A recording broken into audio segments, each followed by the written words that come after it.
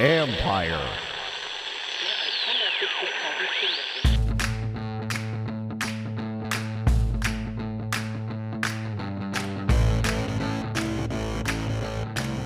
Hello and welcome to my podcast. Today, I'm joined by ESPN's Tim McManus as we discuss the team he covers, the Philadelphia Eagles.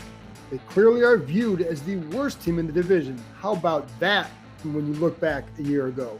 Is that a proper spot? Can this team bounce back? It's always crazy in the NFC East, but what would it take for the Eagles to vault into contention? And as always, I asked Tim for his thoughts on Washington. Again, getting outside views is important. You can follow Tim on Twitter at Tim_McManus, McManus. And you can read both our work, of course, on ESPN.com. I have a story up now that's a timeline of all that Washington has been through in the last 18 months to 2 years. Could have expanded even further to probably about 2.5 years, going back to the Alex Smith injury, the Reuben Foster claiming, etc. It shows the craziness of the past and perhaps where things have been righted. It also explains why I've been a bit tired over the past year or so. It's a lot, folks, and last summer at this time was brutal for myself. And I don't say this as a pity party because I'm not seeking any sympathy, but more to explain how crazy it was. And one analogy I used one time I had to go on SportsCenter was I felt like I was in a Jason Bourne car chase where you're going down one road at 100 miles an hour and then you hit on the brakes and you're turning down another road, quickly getting to 100 miles an hour. That's how last year felt. From around June 26th or so until mid-September, I didn't have a full day off because something always happened. Not always bad either. There was one night my wife and I were watching a movie, and to be honest, I'm sitting here thinking that I'm going to get through this day without having to do any work. Well, it's around 10:30 or so. I had a glass of wine earlier. Well, then word starts to spread about an Instagram post by Liz Smith, which was a clear sign that her husband, Alex, would be activated off the PUP list, a move that was quickly confirmed, had to go write up a story, et cetera, et cetera. Other times, it was Darius Geist being arrested in his subsequent release. And I remember that day driving home over the mountain in the valley and thinking, oh, man, I feel great. I feel this is the day's over. This is great. And then my next thought was, something's going to happen. Something bad is going to happen because something is just continuously happening. Sure enough, about 15 minutes later, I get home, get a text, Darius Geist arrested. During the crazy period where everyone was trying to guess what was in the Washington Post article, the first one that came out, I was at the beach with my family.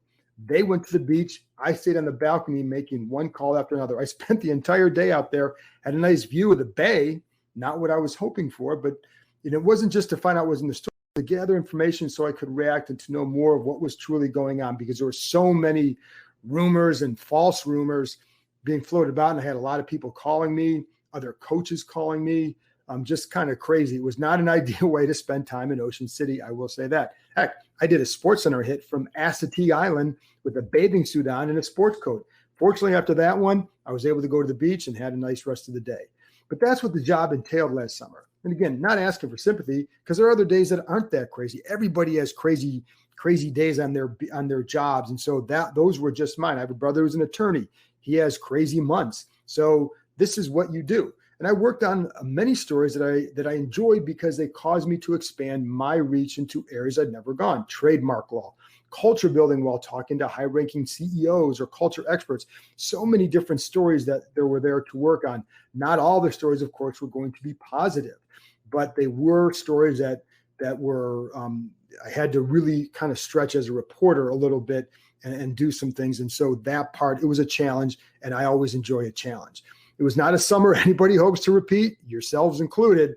But after all that, it was a fun season to cover because of how it all transpired, with positive stories about Ron Rivera beating cancer, Alex Smith's comeback, and a strong finish to win the division while watching some of these young players blossom like Chase Young, guys like that. So in the end, it all worked out well for you fans, as a reporter. The stories you got to cover later were much better than what you had to cover during the summer. But that's just what it was like. And so that timeline was a chance to really, go back and see just how crazy it was. Anyway, that's my little spiel. Now, here's my conversation with ESPN's Tim McManus as we talk about the Philadelphia Eagles and can they get back to where they once were. This episode is brought to you by HP Plus. In a world full of smart devices, shouldn't your printer be smart too? It is with HP Plus. These printers know when they're running low, so you always get the ink you need delivered right when you need it. Plus, you save up to 50% on ink, so you can print whatever you want, as much as you want, anytime you want. Huh, that is pretty smart. Get 6 free months of instant ink when you choose HP Plus.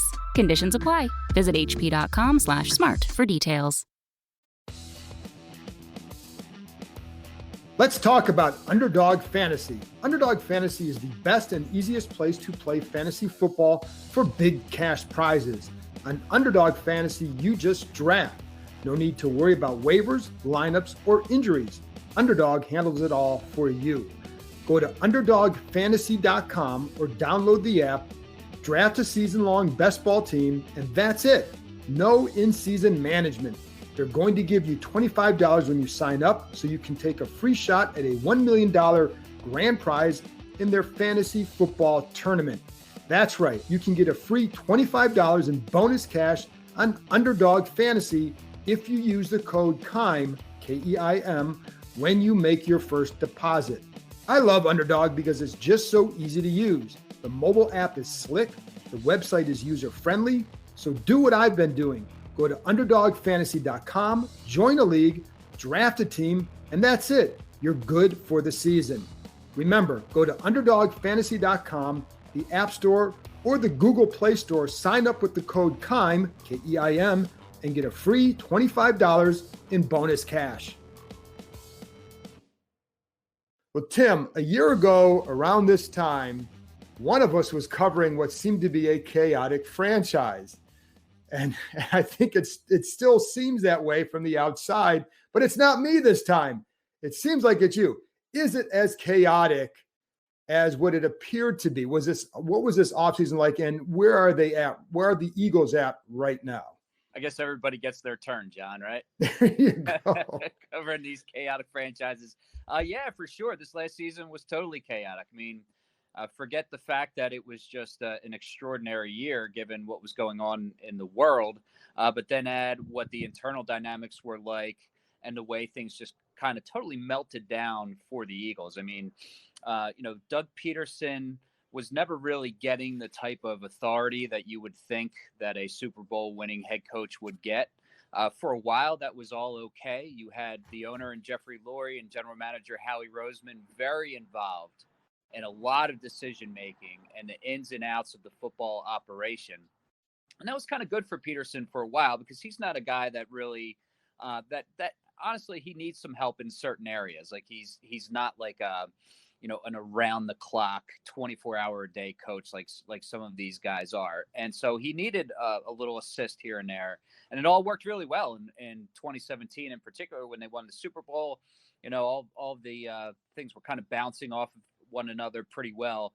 But then once you taste success, everybody starts to feel a little bit more entitled, I would say. I think that the front office started creeping in a little bit more on Peterson's space. Peterson was, obviously feeling like he deserved some space there. And so there was friction from that aspect. And then there was the whole Carson Wentz thing, which, he just completely melted down. The dynamics between he and Hurts, not that they didn't get along, but it was just awkward. It's been an awkward career for Wentz so far. Maybe that changes in Indianapolis. So yes, all that stuff was real. Doesn't mean it's permanent. I think that they have smoothed some of that stuff out. But yeah, it was chaotic as it can be. So has Nick Sirianni, what has it been like with him? So, and again, they haven't played a game, so you don't really know how things are until you endure some obstacles, some hard times, or whatever. But how much has the situation calmed down over the last couple months? Yeah, I mean, he came in and his introductory press conference was not great. And so in Philadelphia, as you know, we're kind of quick to pounce. Really? Look for the negativity and, make judgments full on before, as you say, a game was even played. And so he was taking heat early and there was like, he doesn't have any head coaching experience. That was kind of like a thrown together coaching search process because they weren't really intending on firing Peterson. And it was just like, is this a really bad outcome? And it ended up, it could go obviously either way, but I will say that things have settled down. Opinions are starting to shift. I think especially internally among the players, they've been receiving Sirianni really well from what I can tell. The main reason being because he's just like, he has so much energy and that's something that's been lacking over the last couple of years where it got stagnant a little bit. He's brought the juice, and his coaching staff is the youngest coaching staff in the NFL. They're bringing the juice. And so they're feeling that right now. And beyond that, they feel pretty good about the offense that he's beginning to install. So, I would say that the optimism is starting to creep in here a little bit. And that'll last as long as game one. We'll see what happens from there.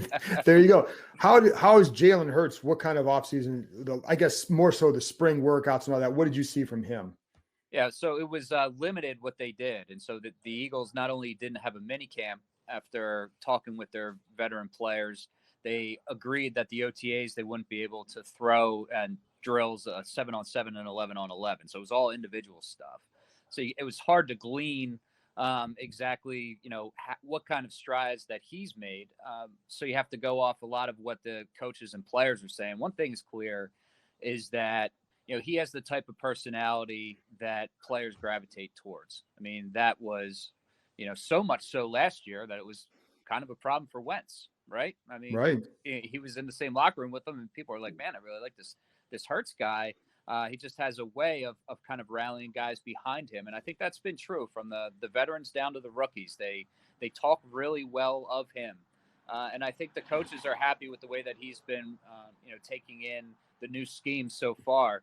And certainly, he's got that dual threat ability, which opens up some lanes for the running and, RPOs and that kind of thing. It's just a matter of whether he can improve his accuracy. And he was towards the bottom of the league in his limited starts last year.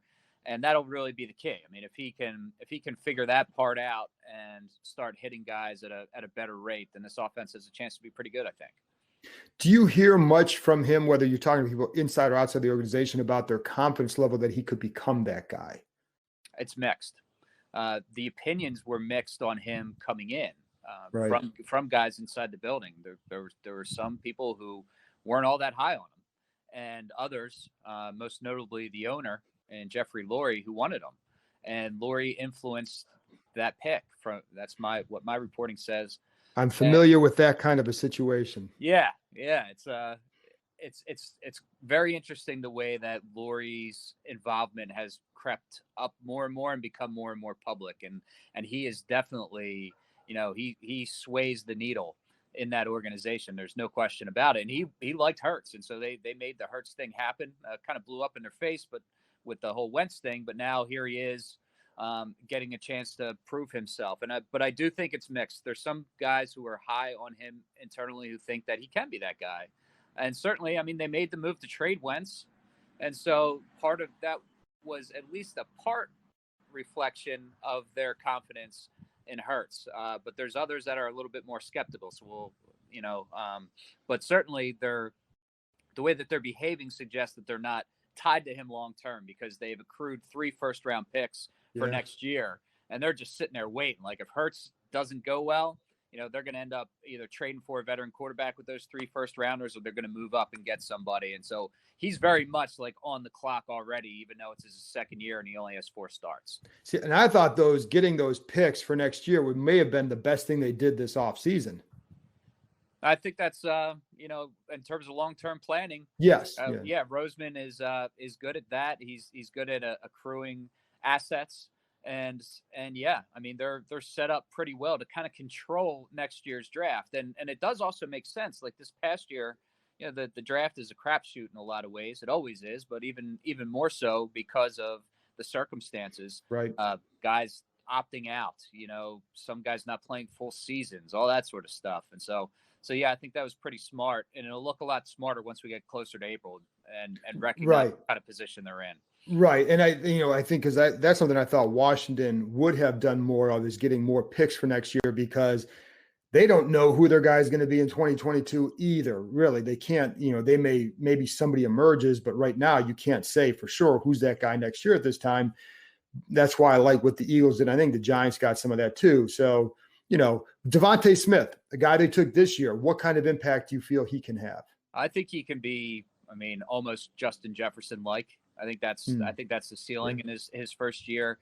The similar traits are the outstanding route running, the big game experience, the knowledge, and the body control is one thing that really stands out. I remember watching Jefferson and be like, man, this guy just knows how to adjust midair, catches everything, crisp route running. And I see a lot of the same stuff with Devontae Smith. And when you watch him on the field, granted, it hasn't been in a team drill setting yet, but even just in individual drills, the way he moves, John, is different.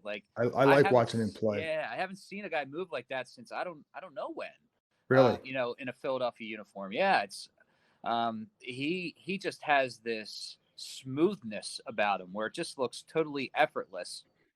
And even though he's lined up to receivers who are, they're all world-class athletes, they're all the best in the world at what they do, and they just look like inferior to him. Now, I don't know what that's going to end up looking like on the NFL level. He's 166 pounds. Everybody knows he's a slim guy. But man, he's so gifted and he's got the drive to go with it. I think he can be a star. I do. Yeah. And he was a guy I liked in college because they could, even though he's small, they could use him a lot in a lot of different ways as well. And I think that versatility will help in that offense too. With the Eagles offense, what other things that you feel are important to know right now? Like offensive line, you're getting guys healthy. What are some other things that, would be important to note right now? We just talked with the offensive line coach, Jeff Stoutland. He's one of the best in the game. He's a treat to talk to, and he's very honest and blunt. And he is really high on this offensive line. He just doesn't say things to say them. But he's seeing Brandon Brooks come back from his Achilles tear. He's seeing Lane Johnson come back from his ankle injury. He's watching some of these younger guys develop, and he feels really good about the state of affairs. So the big issue for the offensive line is that they're aging and they've been hurt a lot. Right. So that's really, can they figure a way to avoid that this year? That's a huge key for this team. Period. If they're healthy, they're going to end up being a pretty good team. And then they have young skill players. It's the wide receivers are super young. It's Devontae Smith and it's Jalen Reagor, first round pedigree, both of them, but a first and a second year player that are going to be leading that charge. There's really not a veteran in the room. Dallas Goedert is going to be the lead man with Zach Ertz still in limbo and expected to be traded at some point before this season starts. And then you have a talented group at running back with Miles Sanders leading the way, Kenny Gainwell, those type of guys. So they have a young, skilled group of skill position players. And it's just a matter of, how do they put it together and can the offensive line protect Hurts, give him some time to get it to those guys. What about Andre Dillard? What are they saying about him? Because he had some rough moments.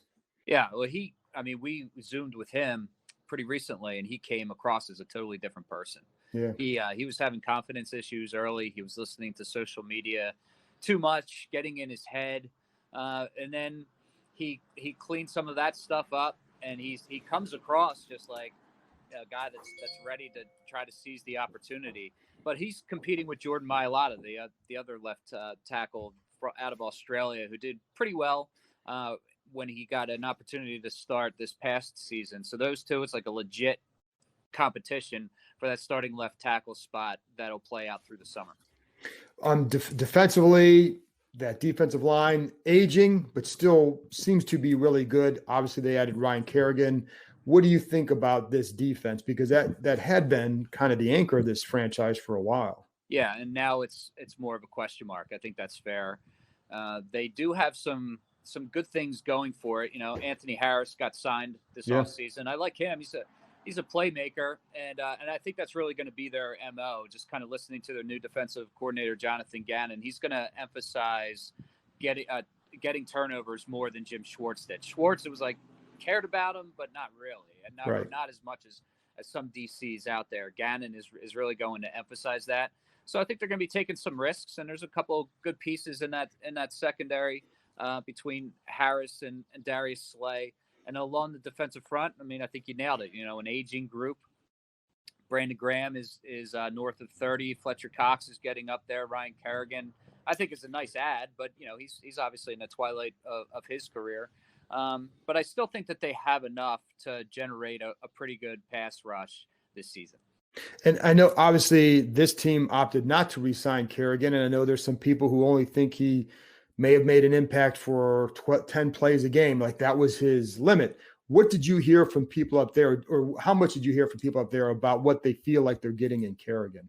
Well, I think it's somebody that, the best comparison that we've heard is probably Chris Long. Yeah. The way that he came in, and it wasn't a starting role, but it was an important role where he came in. And I think it's going to be kind of similar where they're going to rotate their defensive line a good bit because they're just going to be exhausting their energies on the snaps that they're in there, going full bore. And so they're going to want to get some fresh bodies in there.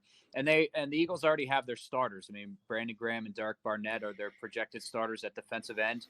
They have a young guy in Josh Sweat who is starting to come on. And so I think you add Kerrigan to the mix, that now you have like 4 quality defensive ends where there's not a huge let up when the next group comes on. And Kerrigan also brings kind of a culture setting vibe about him as well, where he can, this is a team in transition. This is a team that needs some guidance. That's going to need to hand off the torch in some ways as they look to, rebuild those championship aspirations. And Kerrigan, at least from what I can see, and you obviously know better than anyone, seems to be someone who would be good at that. Yeah, he's a professional. And I think when you're in those situations, it's not always about getting a guy in there who's going to be grabbing guys by the face mask. It's about getting professionals in there who go about doing their job the right way. And that's what filters down, and that's what he certainly will add up there. How do you view Washington at this point from afar? I mean, people here are getting excited about what they think this franchise is, where they think the franchise is heading. How do you view them from your vantage point? As the favorite in the NFC East, I'm a big Ron Rivera guy.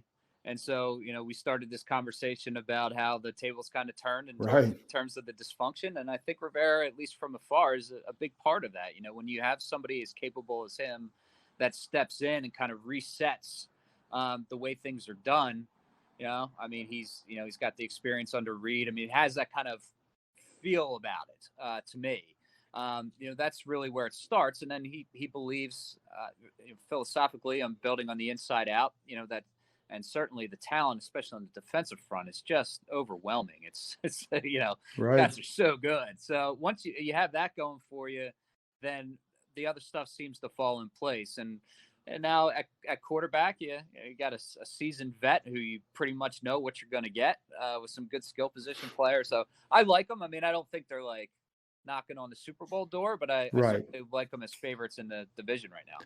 And I would think, in talking to others too, like, I think this division should be a decent bit better than last year. I would think, because I think Dallas obviously with Dak, and then I think the Giants would be better. And then I think the Eagles, I would think right now they go in there as a 4th team, but as you know, in this division, you never know. And so, but I do think that this division will be very much improved. Do you think that would be the case?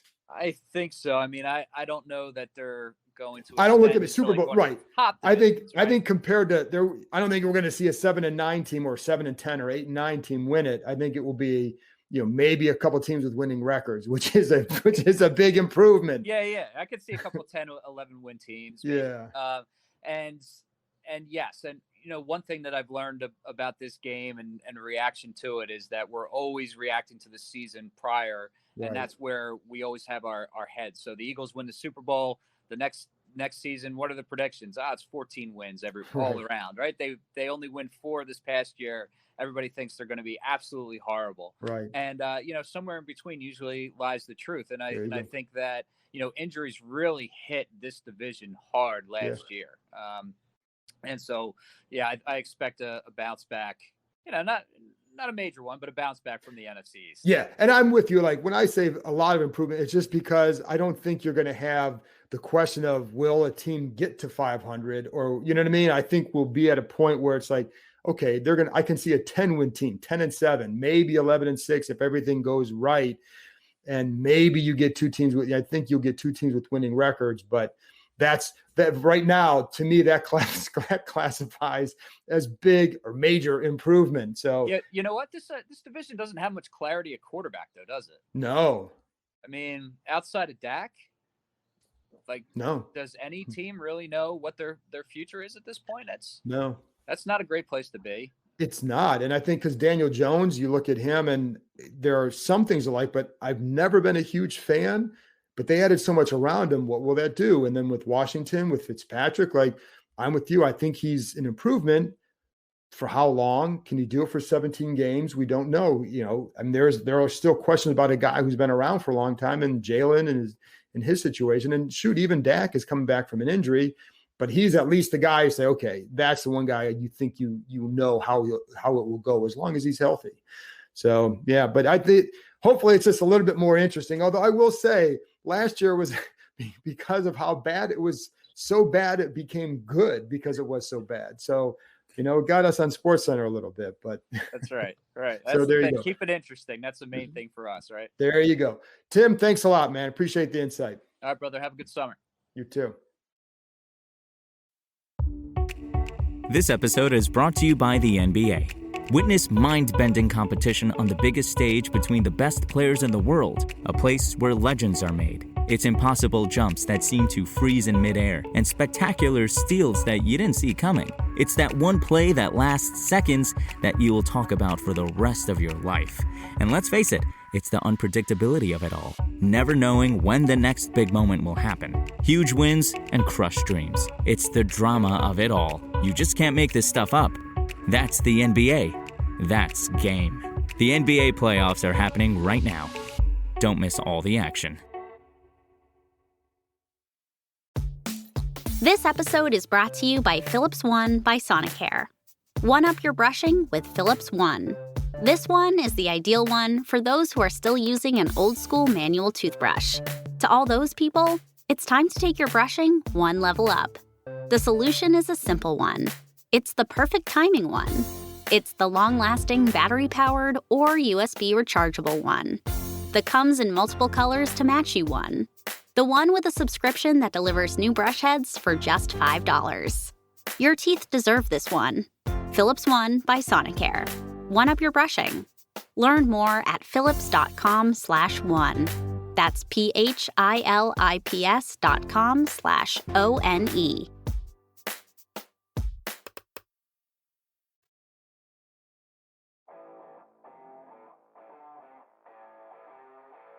What's up? It's Mike Jones from the Football Jones podcast. I know you're enjoying your time with the John KEIM Report, but once you're done, I want to invite you to come over and check out my podcast. Each week, we take a deep dive into some of the most pressing topics around the NFL. High-profile guests from the coach, player, and front office ranks, as well as the top league insiders. Check out the Football Jones podcast, another fine product brought to you by Empire Media. That's it for this episode. Thanks to Tim for joining me, and thank you, as always, for listening. I'll be back with another episode Thursday as we check in on the Dallas Cowboys. Plus, another appearance by Tailgate Ted as we discuss excellent desserts to grill. Talk to you next time.